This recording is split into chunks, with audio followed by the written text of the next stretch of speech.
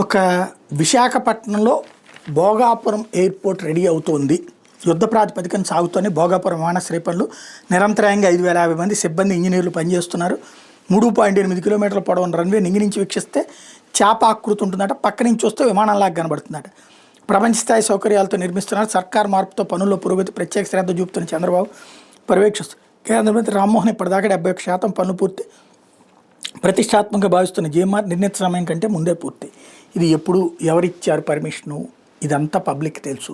కాబట్టి ఈ కథనాలు ఏమైనా రాసుకోండి. సరే మన వాళ్ళు చేస్తే భజన చేస్తాం, ఎదురుళ్ళు చేస్తే కనుక చేత్కరిస్తాం అనేటటువంటి ధోరణి ఉంది కాబట్టి. కానీ ఇక్కడ ముందు కావాల్సింది మొన్న స్వయంగా గంటా శ్రీనివాసరావు చెప్పిన మాట, విష్ణుకుమార్ రాజు చెప్పిన మాట, ఫ్లైట్లు వైజాగ్ నుంచి లేవు, ఆగిపోతున్నాయి, విజయవాడకే అమరావతికే హైదరాబాద్కి పోతున్నాయి. ఎందుకు జరుగుతుందో ఆలోచించండి. విశాఖ బిజినెస్లు డౌన్ అయిపోయినాయి, విశాఖకు సంబంధించి రియల్ ఎస్టేట్ డౌన్ అయిపోయింది. ఒక్కసారి ఆ సమస్య అంటూ పరిష్కరించుకుని ముందుకెళ్తే బెటరు.